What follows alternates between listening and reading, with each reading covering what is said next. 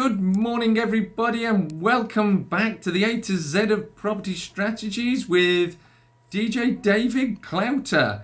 And today we're continuing with the L's. Now, David, where are we? Where is this place?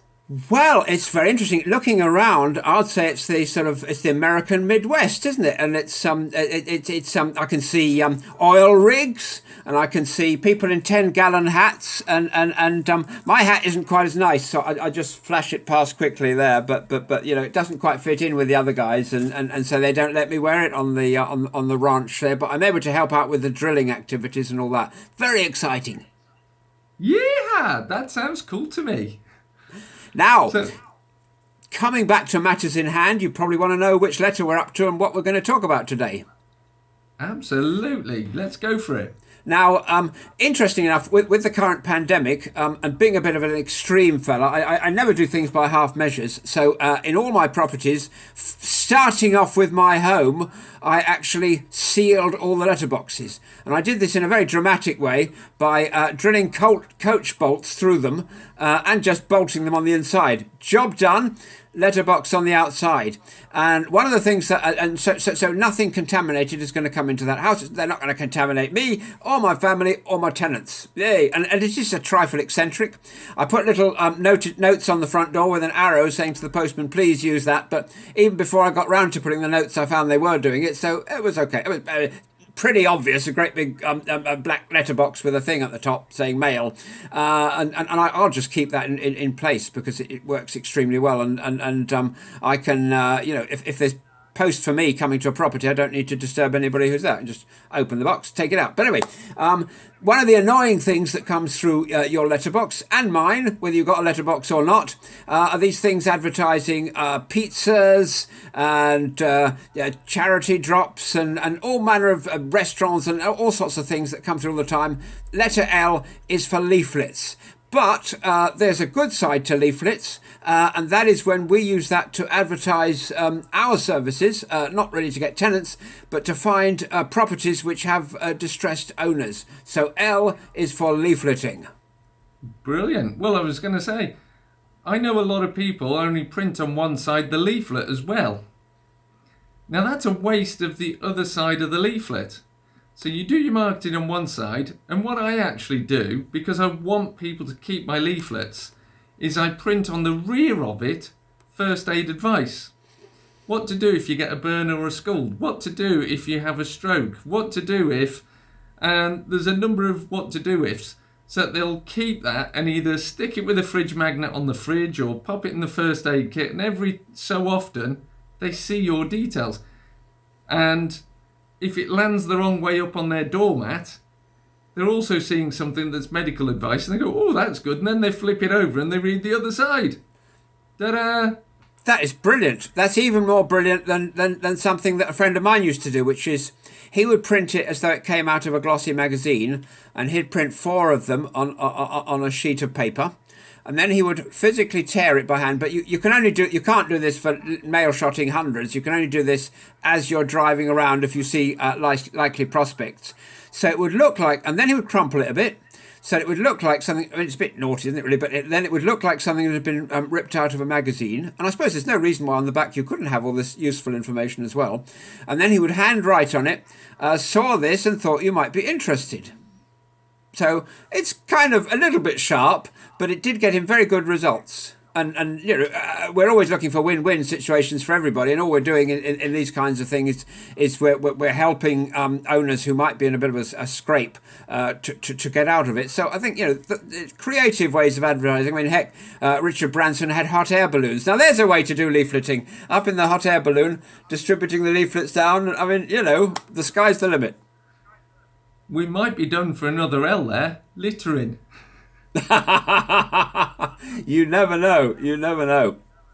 Now, the next one is a bit of a can of worms because there are all kinds of ways to do this. There are sandwich ones, and there are kind of straight ones, and I expect you're one step ahead of me, and you've realised that we've landed on the extraordinary lease option. There are at least about 10 different ones, and I have a list of them. They're all pretty similar, but they have kind of significant differences, don't they? And so, okay, just briefly, what is a lease option then? It's where you own a property, and I quite like that property, but I haven't got the cash to buy it at the moment, or it just doesn't work for me at the moment to buy it. So I enter into an agreement with you where I'll buy it later, and this could be a piece of land on which I want to get planning permission, in which case it would be conditional on getting the planning, and I would probably pay you £1 in that case for that lease option because I strike a hard bargain. And as part of our negotiation, you wait till when we come onto that end for negotiation, I'm going to let you do the whole 20 minutes. But as part of our negotiation on this one, I'd say, Andrew, I'm going to be getting the planning. I'm going to be doing all the legals. I'm putting my neck out there. I'm taking all the risk. If I don't get the planning, I lose all that outlay. So I'm only going to give you £1. But that would be quite honest and, in my view, quite fair. And I'm doing a lease option the other way around with a developer on a bit of land that's out of my area. So I don't have all the local context and everything. And I don't really want to carry that one forward. So I've agreed with him, and he didn't even give me the £1. The devil. So with land, there's that kind of thing. With properties, it's probably a bit different. This might be a property that's already tenanted, not necessarily so. But then it kind of depends on my view of where the market's heading. Because let's suppose it's a way of giving you your full asking. For example, there's a property that's worth maybe, I don't know, let's say 90. I could probably negotiate it down to 80 or something. You're asking for 100. So I say to you, look, Andrew, I'll give you 100, but let's make it work for both of us because I don't think you'll sell it to anybody else for 100 right now. So I'll give you 10 right now, and then I'll buy it in 10 years' time for 100. And in the meantime, I'll pay for the overheads and da da da. So that's another way to do a lease option. If I've got it wrong and the market's falling, and then suddenly it's worth 70, then I've got a worthless bit of paper there which I can tear up. I always try to make sure that my lease options are assignable so that I can pass them on to somebody else, because then even if I don't want to exercise this option, I can pass it on to somebody else for whom it might be an attractive proposition. So moving forward, it's always good to have multiple exits, to keep everybody's options open. Nobody's hurt or distressed by this. I would never do anything bad to people because that's not the kind of fella I am. But that just makes it a more marketable proposition. No. So that's it in a nutshell. Well, I was going to say, I'm just advising somebody on one of those at the moment.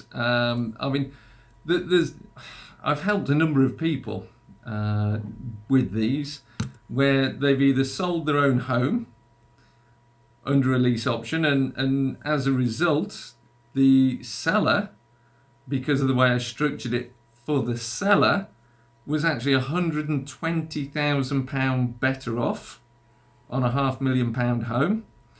I simultaneously advised a buyer in the same meeting how to reframe that to actually buy it cheaper for them, because they were renting their house and they wanted to buy it.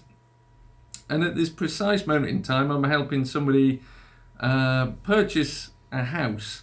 What I've done is said to them, look, this is the narrative. It goes along the lines of, I'd love to buy a house at the moment, but with all of this COVID and the market uncertainty, valuers are not giving me the value that I want.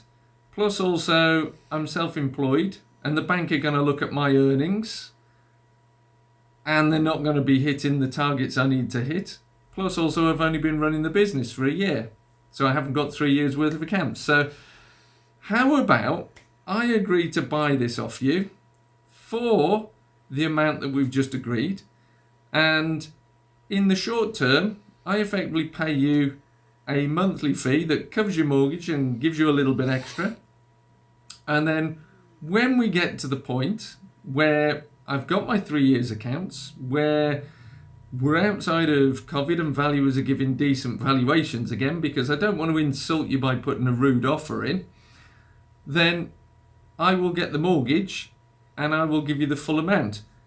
But the payments I've been making along the way, I will deduct off the total amount, and that will count towards my deposit with the bank. So effectively you're saving up for the deposit and netting off. I've also done this where the property's been in a bit of a dire state, and we have done about builders before, and I call this the builder special. And what we do is we have a property that needs a little bit of work doing. And as we've covered before in a number of our strategies, people always underestimate the amount of work and the cost of doing that work. Underestimate it every time. So what I do is I advertise the property for sale, and I say, in need of renovation, I will provide the finance. And what I do is I offer them the ability to buy the property under an option agreement. We agree what the price will be, and I effectively get the profit on my side of the fence, and they estimate what the work is. So I'll sit there in a numbers-based example. This house, what do you think it's worth done up? 200,000. Okay, and what do you think it's going to cost to put a new bathroom and a new kitchen in and decorate it? Oh, I could do that myself, and I could probably do it for 10,000. Okay, so 190. So if I looked at selling this to you for 180, do you feel you got a bargain? Oh, I do, I've got a bargain. Yet they've missed out their labour, they've missed out all the other costs that go along with this. And I end up with the profit on my side of the fence, and they feel they've got a bargain. Very smart way of structuring. Absolutely. I've heard that actually strategy done the other way around, where you're the buyer and you walk around, and I've have used this myself with even with estate agents, where you get them to estimate the cost of all the works, and so you do a walkthrough in the property. You say, new roof. How much? Just help me a bit. How much a new roof cost? Oh, I expect 20 grand. And so it adds up. New kitchen. Oh, I'd say 15 grand for that. I'm thinking, okay, you're the chief, and we do all these renovations, and suddenly it's 50 grand's worth of estimating, which it probably would cost them if they went into one of these trade centres that are not really trade as well, that they're open to the general public, and they get their 60-year-old discount or something, which is still 30% more than you and I would pay at one of the trade outlets and this kind of thing, and then they employ a builder to project manage it and do it and this kind of thing. So it probably would cost them the amount they estimate. It would probably cost us about a third of that.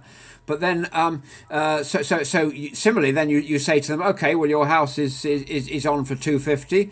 You've said 250 of work, so I think the house is on for a very fair price. So let's take 250, subtract that 50, I'll give you 200. And actually, I'd say about 8 times out of 10 people shake hands on that sort of deal. And once I've shaken hands on a deal, as far as I'm concerned, and that's very important, reputation is very important in this business, that's it. I'm not going to walk away. Yeah. Well, the beautiful thing about a lease purchase option is, done right, you actually get 0% finance on this by the seller. So if you think about it, you agree a price, say 200 in my example, and you pay them monthly instalments of, say, £1,000 a month, and that £1,000 a month comes off the purchase price, you've paid no interest on that. So it's interest-free finance. Doesn't work in all areas. You do need to find motivated sellers, and you need to look at the structure of it, because if they've got a low loan to value mortgage and they need most of that equity to cover something else, you need to look how you structure this transaction. So it doesn't always work on every deal. You do have to look at it. It's a tool that I feel in the upcoming market is going to be key, because there's going to be a lot of people trapped with negative equity if property prices fall 20% as predicted. It's a tool that you can use in the commercial market space very well to control the property while you perhaps uplift the value, doing a conversion or getting a planning permission. So there's all sorts of uses for it. It's a case of understanding the strategy and the product. And just before we leave the strategy, it's a little aside, so we'll probably come on to it later. It's probably been discussed elsewhere. But you bought your property, and, oh my God, it's just fallen 20%. So what would you do at that point? Sorry, David, I missed that. You've bought a property. So this is just a little aside. It's not to do with lease options. It's just something that popped into my head, a little light bulb moment. So Andrew Roberts has bought a property. He's paid £100,000 for this property because it's somewhere up north. And suddenly there's a bit of a meltdown in the market, and suddenly this property is only worth 80,000. So what does Andrew Roberts do? David Clouter does a very clear thing, which is a bit contrarian. What does Andrew Roberts do? Well, if the property you bought for 100 and it's now worth 80, effectively you're in a negative equity situation. Now, technically you could take an option on it and wait for the market to rise, but if it's in the north of England, if you go back to 2008 and you look at prices now, it's been fairly flatlined, so you're not going to recover. So what you're effectively looking at doing is them paying you to take that property off them. Not necessarily, because I mean, in London, I was up against this exact same situation in 1988. I think it was when I had a flat that was worth 80, and suddenly it was worth 50 because of something that Nigella Lawson's dad did when he was at number 11 Downing Street, which was called restriction of Myra, for anybody who's a bit of a geek like me. So what did I do? I waited 10 years until it was worth 80 again, which was the most insane thing to do. So now, if I've got this house that, obviously, before I bought it, I did all my due diligence. I should have stressed this. So the rents that are coming in are covering the cost of the mortgage. I'm making good numbers on it. The rents haven't crashed 20%. Let's emphasize this.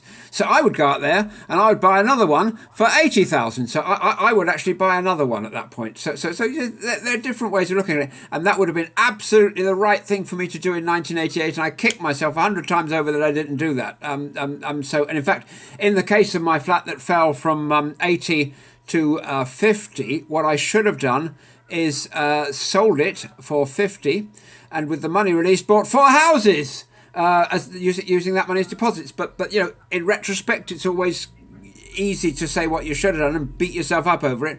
But moving forward, when property markets crash, it doesn't particularly matter if they've reached the bottom, because property kind of tends to stay there. Looking at Victorian houses as a case in point, because they've been there since before the First World War, since before the Boer War, and and a little bit after Waterloo, probably quite a long time after Waterloo. But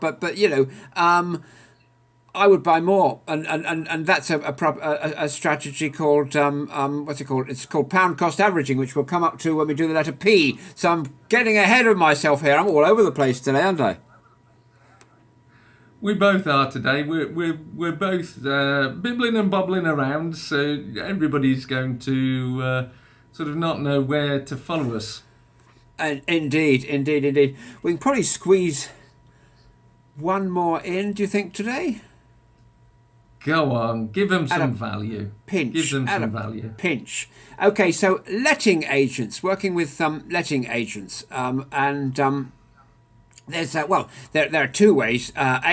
To be a letting agent, which isn't a preferred strategy for me, because you've got all this aggro for £10 a week or something, and so it's not high on my list of priorities. And using letting agents do a kind of splendid job, and so let's not knock them. But I tend to be my own letting agent as well, because I'm, as we were saying just before we started this recording, there are people who say work on the business, not in the business, but I get my kicks and my thrills from actually working in the business. It's the reason I do this business, because I'm a people person. I like interacting with these people. I like helping people out. I like doing that sort of stuff. It makes me feel good. This makes me a bit of an oddball, but it's something that I do. But there is a way in which I do work with letting agents, and that is this. Letting agents are always in touch with, guess what? Another L, landlords. When things are not going very well for that landlord, who are they going to dump that on? They're going to tell the letting agent, it's not the same as it was in my day, all the compliance issues now, and the yields and the 3% stamp and all the various concerns that they might have. And so a letting agent is always going to be aware of landlords on his books who are not entirely content. Now, this particular strategy only works with a letting agent who is a letting agent and only a letting agent. So he's got this potential money that can be made, but he's got no way to unlock it. He probably hates his rivals who are also letting agents and estate agents, so he's not going to pass it over to one of them. So by striking up a relationship with these guys, we can pay them estate agent type commission for these properties that we can buy from the distressed landlords. And there are two advantages to this particular strategy. Number one, you're not competing with another buyer, so there's nothing driving the cost up and everything. You've got exclusivity. And number two, this is a bit like a direct to vendor deal, in that you are handling the whole process yourself in ways that you would if somebody rang you up after reading one of your leaflets or something like that. So I've found that that's a strategy that works very well, and I do get calls from agents later on that I've dealt with in the past in that way, and they're always very happy that I can take away their problem. And this is what it's all about. It's about taking away somebody's problem and making it work for it works for the landlord, it works for the letting agent, it works for me. Boom. And one of the things to remember to do is, if they've brought you the deal in the first place, put the management back with them, and they respect you for doing that. Absolutely. That is the one time when I would make an exception and I would use an agent to manage my properties. But, I enjoy, it might seem a bit odd, but I enjoy that 3 a.m. phone call to say the light bulb broke in the hallway. And I say, wait, because I was bored at that point. I was watching this box set of DVDs or something, and I want to get out of the house. You're a glutton for punishment, David. And I think on that note, we'd better get ourselves out of this Wild West and rodeo ourselves back to England. So, good to see everybody this week. Thank you, my good friend David, for giving us such insightful looks at the letters L. And we've still got more because we're on letting agent LE, so we've still got more L's to come. Tune in next week for more information. Speak soon. Bye.